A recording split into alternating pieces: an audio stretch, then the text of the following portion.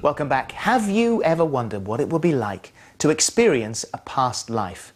Well, earlier on, the King of the Jungle, Joe Pasquale, found out. He went under hypnosis and seemed to go back to the early 20th century. I'm in the army, shot. You've been shot? Yeah. Where have you been shot? In the arm. I'm scared though. But was Joe really recalling a former existence? Or was his subconscious just creating a good story? What do you think? As always, with the subject of regression, there are many differing opinions. I, personally, I'm a great believer in life after death. There's absolutely no doubt in my mind that when we die, our energy, the soul, the spirit survives. And that goes to another place, another life. It sometimes reincarnates into a newborn child. Even Einstein, decades ago, proved that energy cannot be killed off. That's scientific. Therefore, why not believe in past lives, for goodness sake?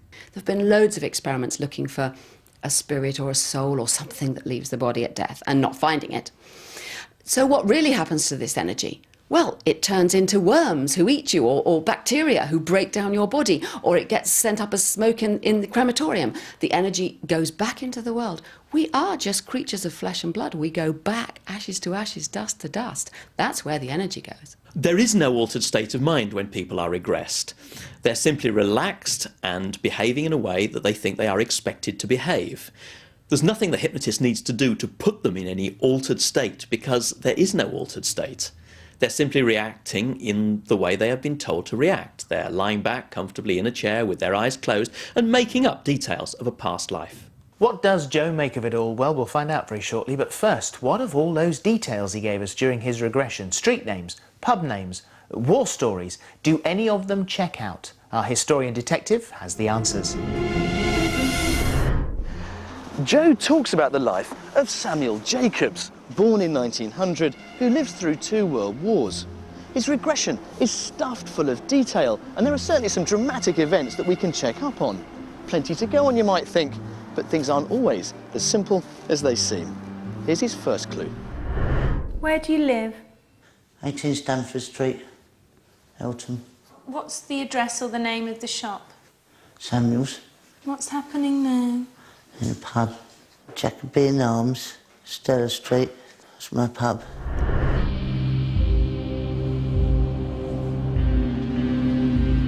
I've never heard of it. No. Never heard of it. I've never heard of it. Well, this is Eltham. Now, I've been up and down this high street, I've been down there, and I couldn't find anything, and I've been up that way. I couldn't find the shop that he worked in, nor the street he lived in, nor, sadly, the pub that he said he drank in.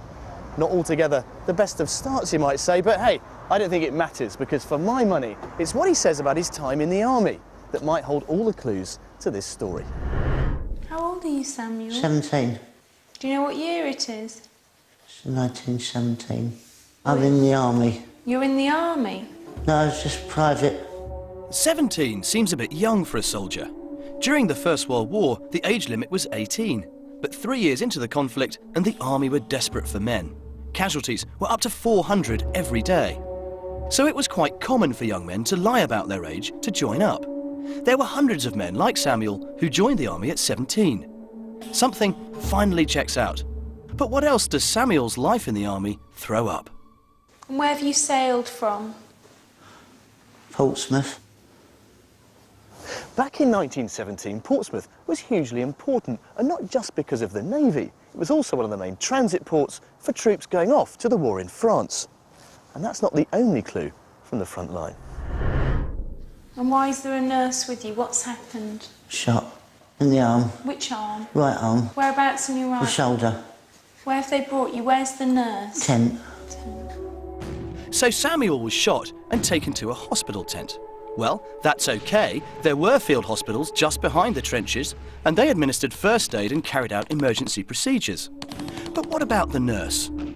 Most women worked in the main hospitals, set back from the front at the bigger bases. And it seems to me quite unlikely that women would be working near the front line in the midst of the fighting.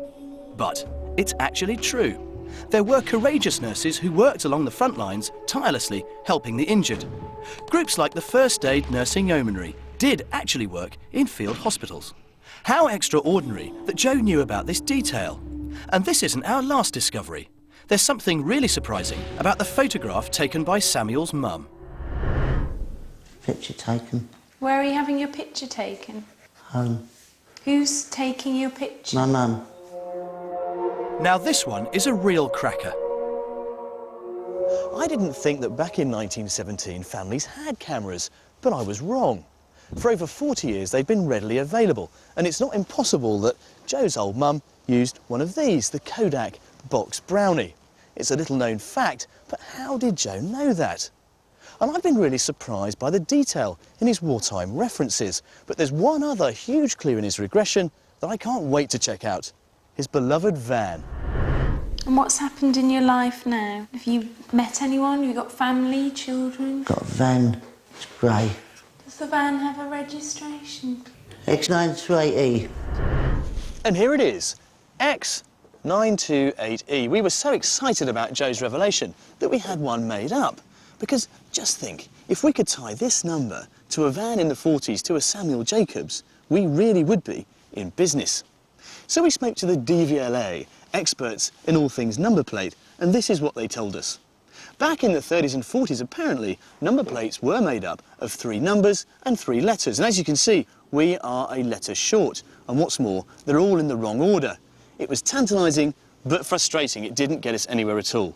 But there was one more clue worth checking out. Do you know what model the van is? Ford. Well, I've scoured the records and I think I've found the sort of van that Joe would have driven. And here it is, the Ford E83W commercial van. Now, you might have thought that Ford being an American company, this would have been made in the US, but actually from 1938, they were made in the UK, and they were the favoured vehicle of shops and businesses throughout the land.